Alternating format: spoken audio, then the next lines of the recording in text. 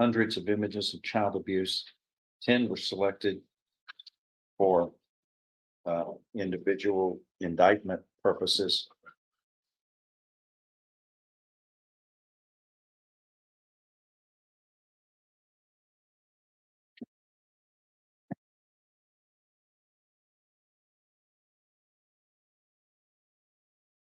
Have you seen these?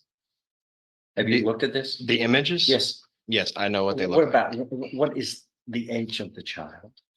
Judge, this is Apparently, the apparent age of the child in most of the videos is probably about 13, 12. It's his own daughter. whose? This man's? Or stepdaughter, something.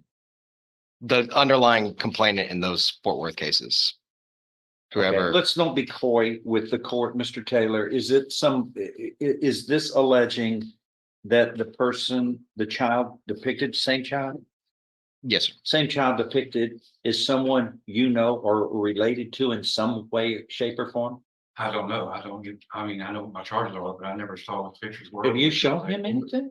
Did I show the pictures? Show showing the pictures right now? Yeah, I want quickly, Judge, I don't have the pictures here and they're not entitled to have them, a copy of them in discovery. Yeah, They have to come to our office to view those. Yeah, and he's in jail. okay, this is just for the purposes of identifying who the child is. He says he doesn't know if there's something you have that can, I don't want the name, I just want to know what you contend you have proof that shows the relationship of this person, that's all. 1 second, Judge. These two names right here.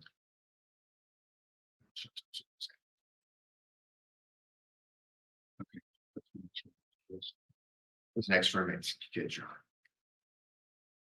Okay, these are Alleged. various children. That's the alleged victims in the case. The victims Yes. were the allegedly the defendant's former roommate's children, Yeah. children of the former roommate. Yes. Each of these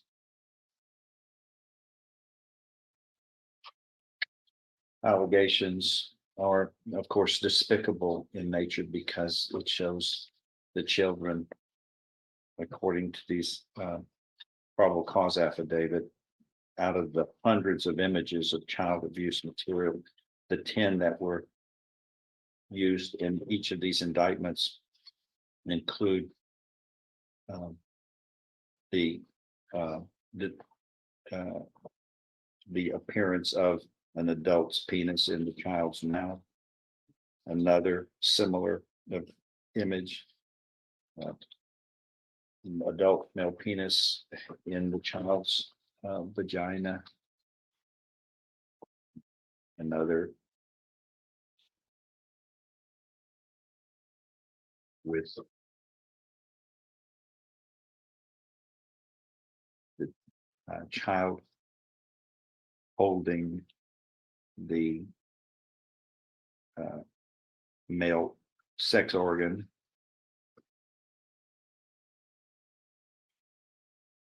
An image of the male sex organ inserted into the child's anus.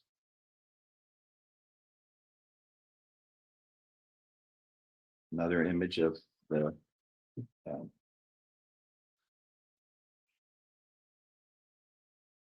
male's penis in the child's mouth.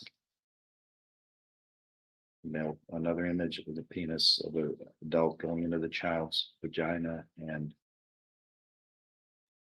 then another image of the child's vagina.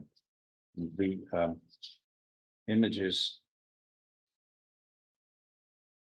of the male adult in these, who do we know who that is?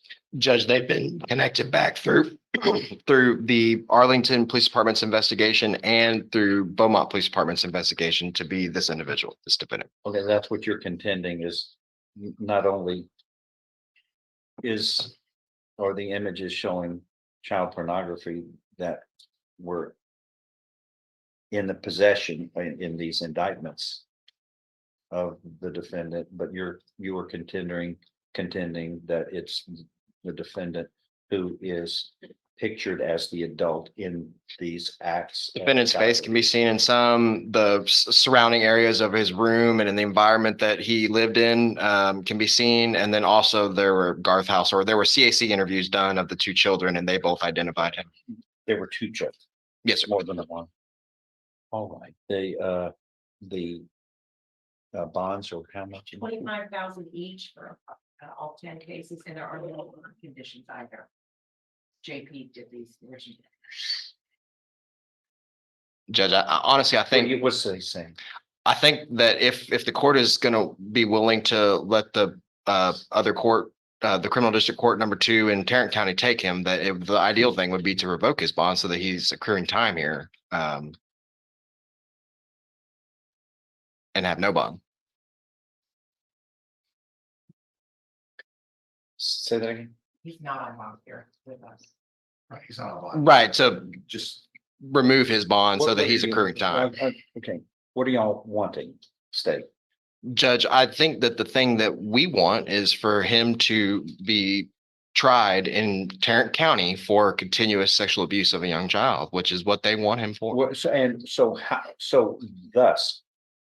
How, this court has seen enough, that it's. Most disturbing, to say the least, and it is the type of conduct and the type of allegations which. The law provides for some of the most punitive bond conditions and bond amounts. But what is it you're asking through the state and through prosecution that you want me to do? Because my impulse is to hearing what this, reading the probable cause affidavit, reading the indictments and listening to what the contention is from the state is my impulse is the magistrate certainly must not have been aware that the state was contending that the children pictured had a relationship to this man, and this man is believed to be the male whose sex organs are being inserted into the child's mouth, penis, his penis into their anus and their vagina. I wholeheartedly agree that the bond amounts here in your court are not adequate. Well, I didn't set them, and I certainly wouldn't have set them at that amount, knowing what they are, knowing what the circumstances are. So what are you asking the court to do here? What should we do? According to the state, and then I'll listen to what the judge says.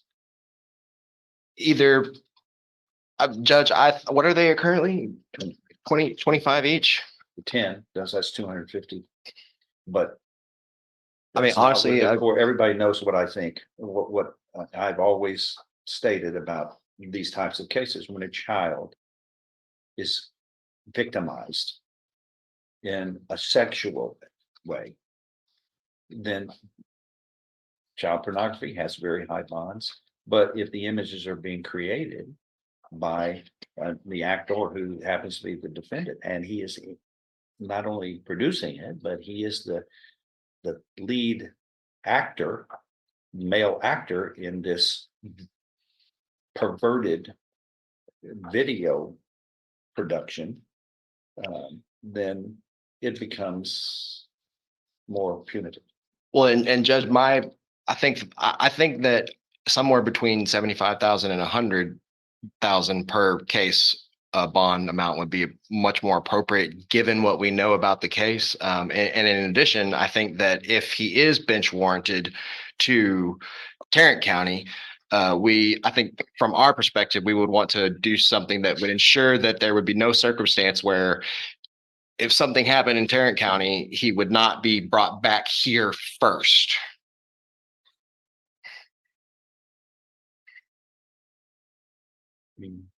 Your Honor, our position is that if Tarrant County wants them, then obviously we can't stop that. If is resolved in Tarrant County, if he's found guilty in Tarrant County, then what we can do here to him is nothing compared to what the minimum is Talking there. about the bond here, that's all. I know, I'm What are you? You're getting up to I'm it. leading up to that, Your Honor. I'm leading up to that. Yeah, And then if he is found not guilty up there or it gets dismissed, then we can bring it back to try this. In the meantime, Your Honor, right now the bonds at 25,000 each, that's $250,000. That, and I understand the court's position, if it was one charge, yes, $25,000 is not a lot for one charge of this, and I understand that, but we're talking about $250,000. So our position is that the bond should be lowered to maybe something in the range of 10 to 15,000, which is because of the amount, the overall amount. It's 10 cases. It's still $100,000, Your Honor, which is if it was one case would be well sufficient to hold it. well, let's talk about, I know where you're coming from. Article 17.15 for the rules for setting amount of bond under the Texas Code of Criminal Procedure. That's our guiding light here. Number one, the nature of the offense and the circumstances under which the offense was committed are to be considered, including whether an offense involving violence as defined in 1703. But we all know inherently within the nature and the spirit of these rules, when we're talking about the circumstances of an offense, who thinks that the sexual abuse of a child is not of the most serious nature? Nobody does. We all do. We all think it is most serious. So the nature of the offense is extreme. Here, not only is the man possessing child pornography of two victims, but it's someone he knows. There are people he knew. And according to the states, he is the participant in the videos, the sex organs of the male being inserted into the child's anus, vagina, and mouths are his, according to the state. So the bonds, I agree, are not enough. And I'm sure the magistrate did not know some of these facts. So I am going to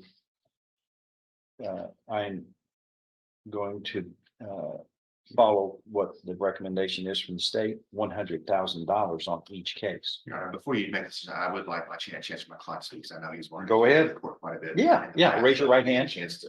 Raise your right hand. Do you solemnly swear or affirm any statement you make during this hearing will be the truth, the whole truth, and nothing but the truth, so help you God? Yes, sir. And Dennis, would you please tell the jury, we're going to need about 10 more minutes, please, and thank them for their patience. Go ahead. If you want to tell the judge or ask for anything. Well, I know I've been accused of this, and I know it's really a severe crime, but You think? I know, No, what, in, I mean, I just. how severe would you say such a crime is? I changed it. No, I'm not for whom, but certainly for the victims. Sure. But would you consider this one of the most horrific type of crimes when children's innocence are taken away by an adult in a fashion that is then played out by photographs that can be distributed where they will be victimized their whole lives? Would you say that's serious? I would. Okay, go ahead. What I'm saying is, I did not commit these crimes, and I know it's been stated against me. I also know I haven't gone to court there, but the judge there even lowered my bond from almost $1 million down to 80,000, allowed me to come home to take care of my mom while I was waiting this. Okay. With the condition of reporting to a bond probation officer once a month, and a bond company once a week. But I haven't had any chance to fight this, to prepare a defense, to even, I don't even know half the stuff that's gone on against me. Sir, I just read to you what the rules are Yes, sir. for setting bond.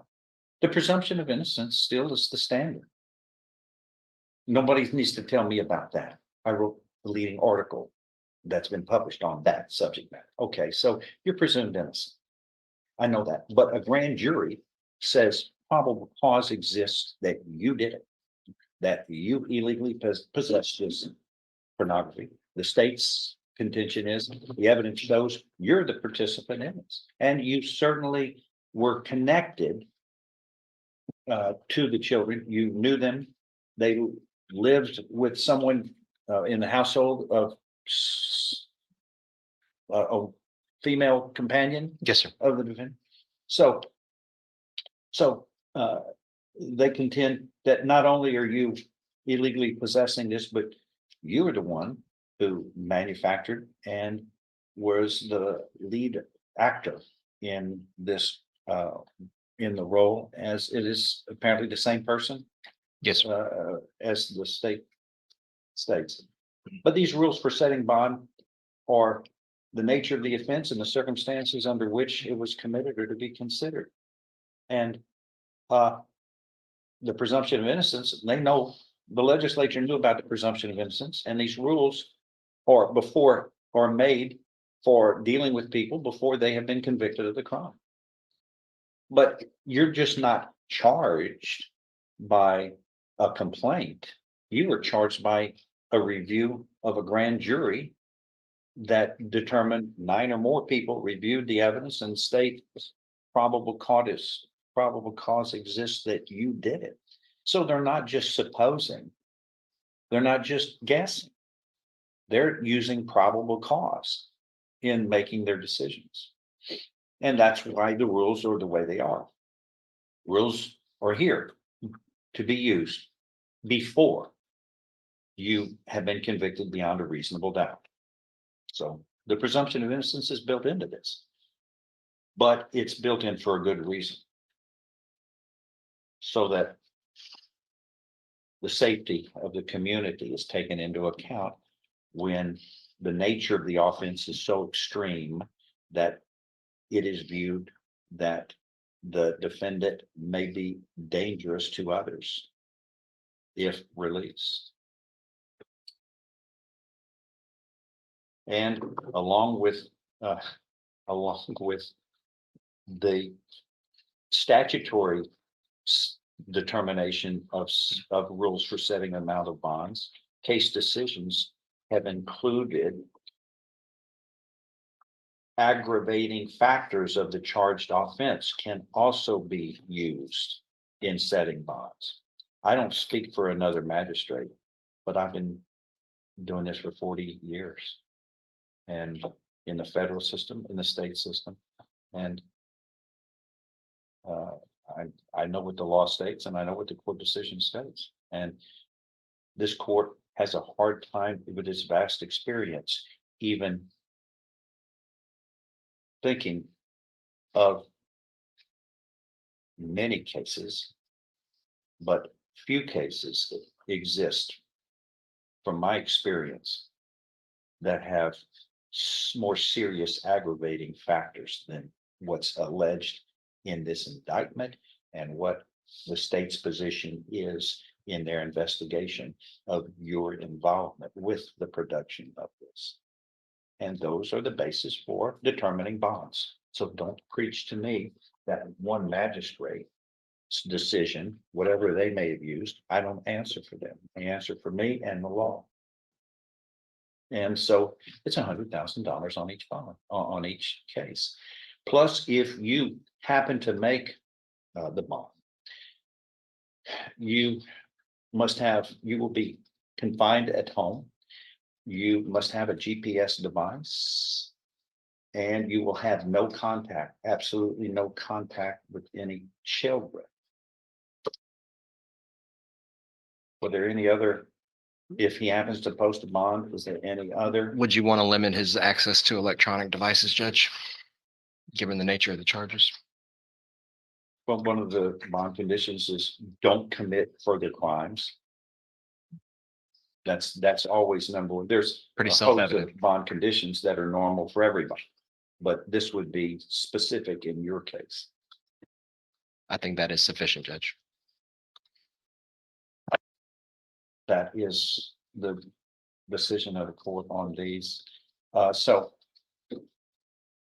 they're going to bring him back up to Tarrant County? Yes, sir. I will reach out to that court and at least make a connection between their staff and your staff and Well, so has he been charged officially? Yes, sir. Yes, they've got a, So there's a warrant for him, Yes, like you were saying. yes, sir. So, Is that case is so pending up see, there. that's another thing is, I'm not sure that we really needed this hearing because with a warrant, He's gonna go up there. he's not released. So I think maybe it would have been better to hold this hearing once the people up there decided whether they were going to release him and we had a hold on him, but nonetheless, we did it. And this, based upon what y'all find, if any additional information is learned, let me know and I can change my decisions for the defense or for the state's benefits. But everybody knows what I heard, and none of this is good. And my rulings are based upon the Code of Criminal Procedure. Yes, sir. Okay, anything else? That's all. Thank you. Here is this. Judge Stevens is the kind of judge that we need filling our benches. But I almost wonder if it's an improper use of his understanding of the law, of his focus on protecting the communities and our children. Maybe he should be a senator. Maybe he should be writing the laws. The idea that it is so clear as day to the judge that protecting a child comes foremost, it comes first. The idea that a judge in a different county actually felt inclined to reduce from the maximum of $1 million per image down to the minimum of 10,000, sorry, 100,000 per image to the minimum of 10,000 is disturbing in itself. What happened here is that this roach was found with hundreds of CP images. Now, they call the images to be of little girls under the age of 13.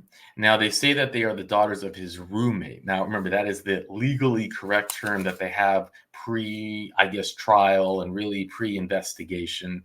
It may come out later that it was his fiance, not roommate, that it was his long-term living girlfriend, not roommate, maybe even his wife. Who knows? But roommate is, of course, the term used because for some reason it sounds better for his defense.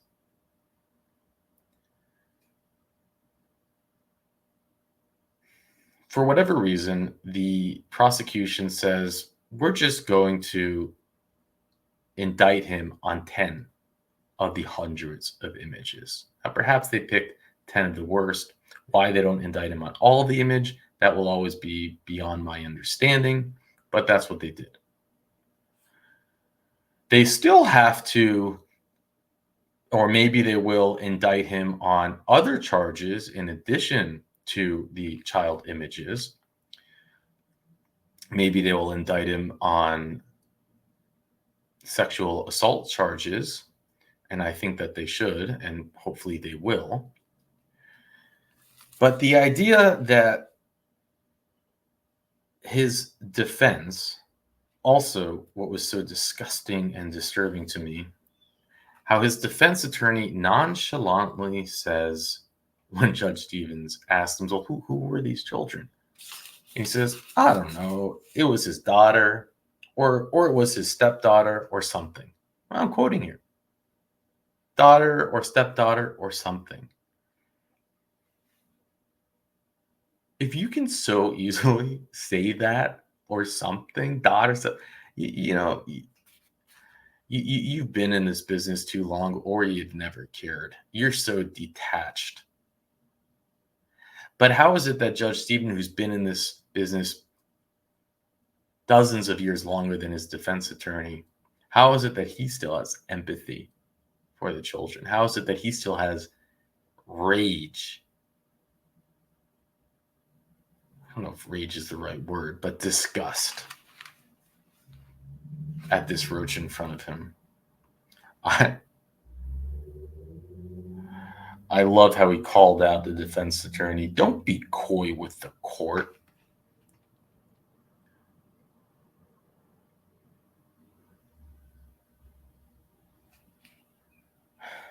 Children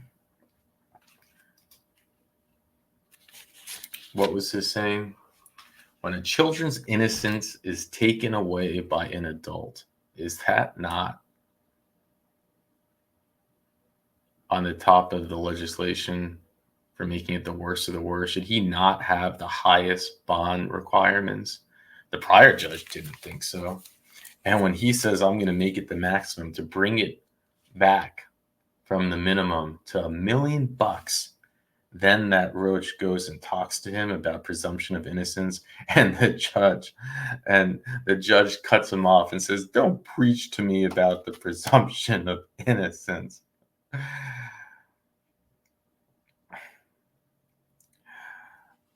Oh, I love it.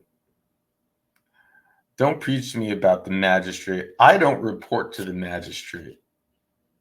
I report to the state of Texas. And then he talks about the article that he wrote, and we'll go over that in a second. It's a masterpiece. A Southeast Texas man is in jail tonight facing nearly a dozen child pornography charges. Jefferson County Sheriff's deputies arrested 49-year-old Robert Taylor Wednesday. He is charged with 10 counts of possession of child porn. Taylor is being held at the Jefferson County Jail on bonds totaling $250,000. If he bonds out, he must remain in Jefferson County and he must wear an ankle monitor. And that says 200. It comes to a total of $250,000 bond because it was $25,000 per image times 10, right? But my understanding is that when he came to see the judge, it had actually been reduced to 10,000, which would have made it 100K. Maybe it's 250, maybe it's 100, not 100% clear. But coming up with bond, which is just a percentage of the 250, that's achievable. That's achievable for many people. Maybe they can mortgage something. Maybe a family member can take a loan out against a piece of property. And we see that happen all the time. But this judge says, no. We're going to go to the maximum because that's what the law allows. 100,000 per image times 10 because of 10 images, $1 million.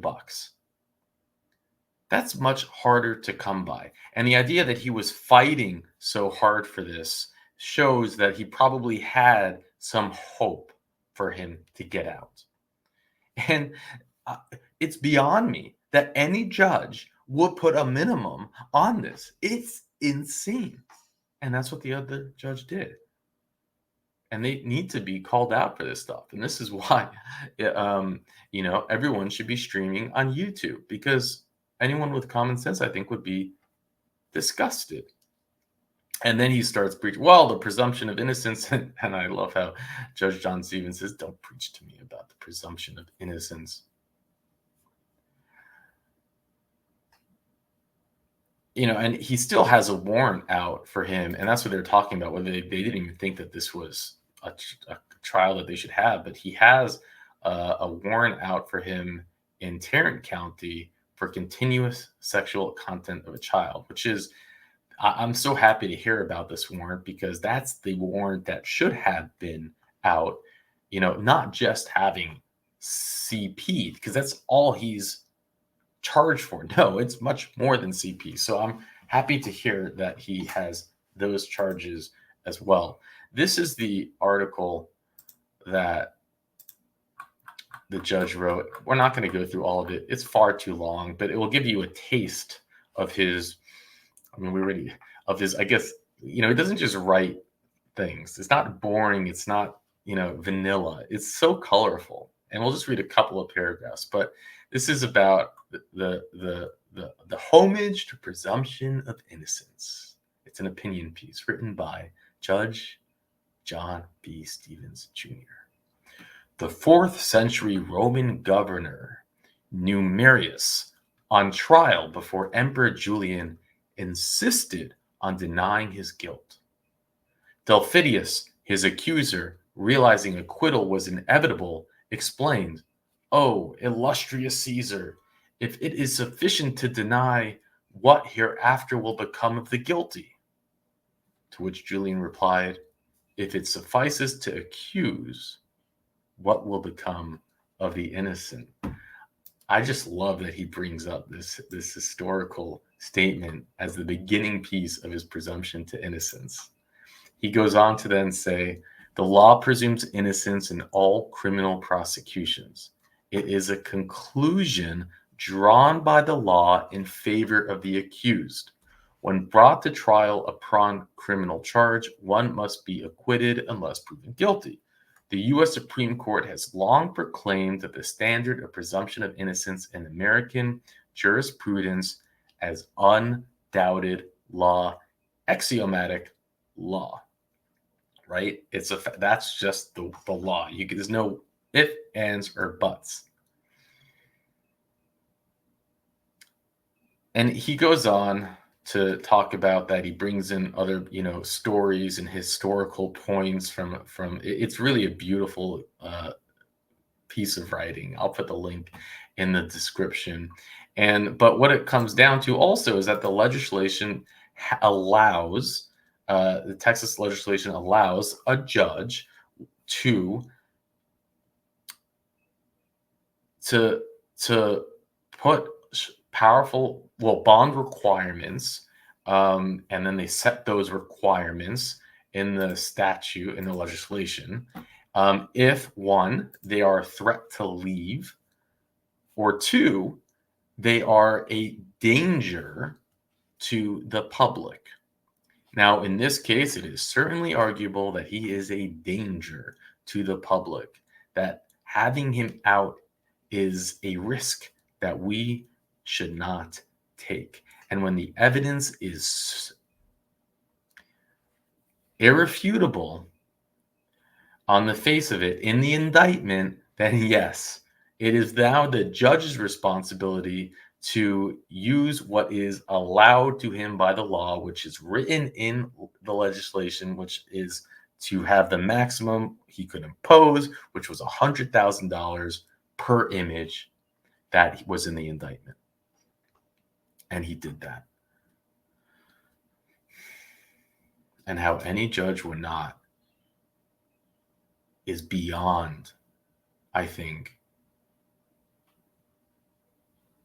anyone who has critical thinking skills, anyone who frankly has a conscience, anyone who cares about our children, in my opinion. Thank you, Richard, for providing the info. And with that, I'll let you go.